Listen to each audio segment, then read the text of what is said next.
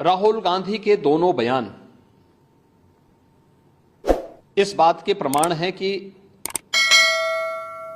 इनको सत्य से कोई वास्ता नहीं है।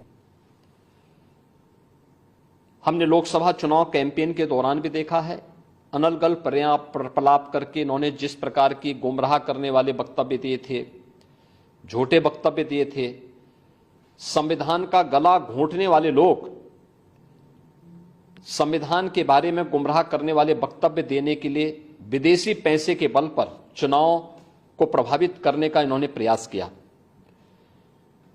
1 लाख रुपए के फर्जी बॉन्ड भरवा करके भारत की माताओं को, बहनों को इन्होंने गुमराह करने का कार्य किया।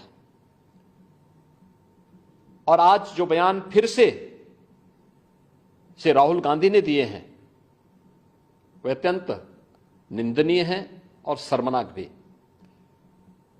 अयोध्या को उसकी पहचान से वंचित किसने किया था? क्या सच नहीं कि इंडी गठबंधन से जुड़े हुए लोग इसके लिए जिम्मेदार हैं? श्री राहुल गांधी और उनके सहयोगी इस बात के लिए जिम्मेदार हैं जिन्होंने न केवल अयोध्या को वनवास दिया था बल्कि सरयू मैया के रक्त के जल को भी रक्त रंजित करने का कार्य किया था। कौन नहीं जानता है कि अयोध्या को उसकी पहचान से वंचित करने का कार्य आजादी के बाद से ही लगातार कांग्रेस करती रही। रामलला के मंदिर पर ताला लटकाने का काम किया था, हिंदुओं को पूजा करने से वंचित करने का काम कांग्रेस ने किया था। और आज जब अयोध्या अपने वैभव की पुनर्स्थापना के लिए फिर से पूरी दुनिया को अपनी ओर आकर्षित कर रही है तो कांग्रेस कैसे इसको अच्छा मान सकती है?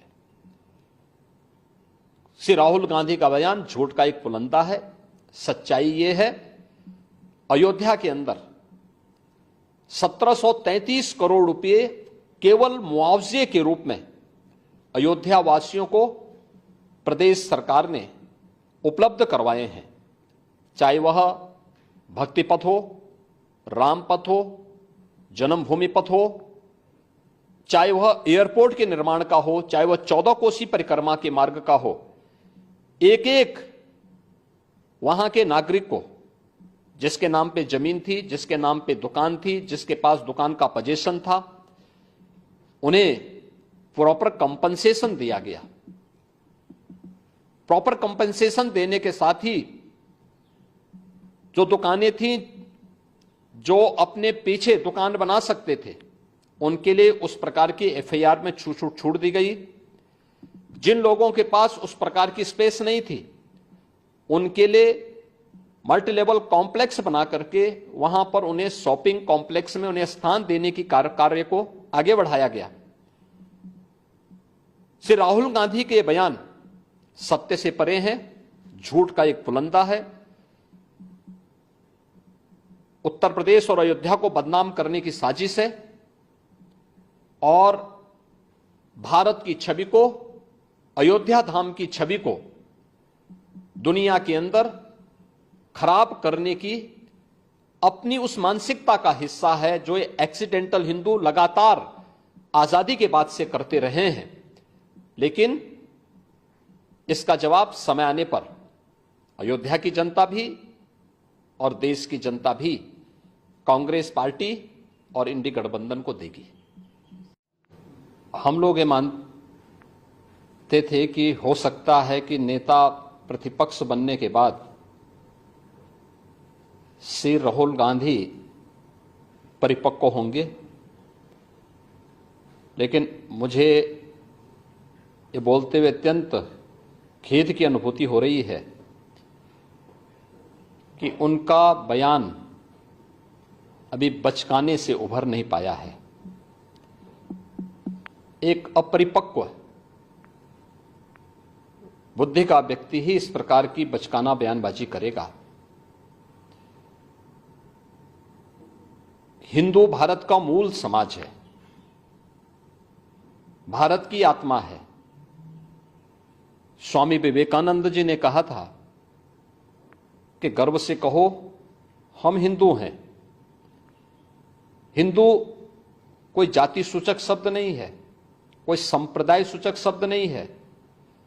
मत और पंथ से अलग भारत की मूल आत्मा है।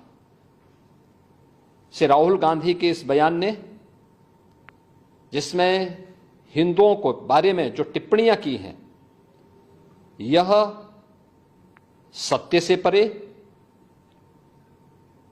भारत की मूल आत्मा को लहूलुहान करने जैसा है।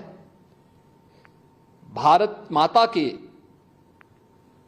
लहूलुहान करने के इस प्रकार के दुर्भाग्यपूर्ण बयान के लिए श्री राहुल गांधी को देश की जनता से माफी मांगनी चाहिए।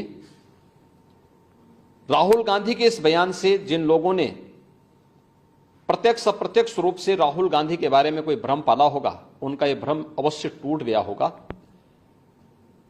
मैं श्री राहुल गांधी के इस प्रकार के वक्तव्य की निंदा करता हूं और कांग्रेस पार्टी से कहता हूं कि वह श्री राहुल गांधी से भारत की जनता से माफी मांगने के लिए कहे।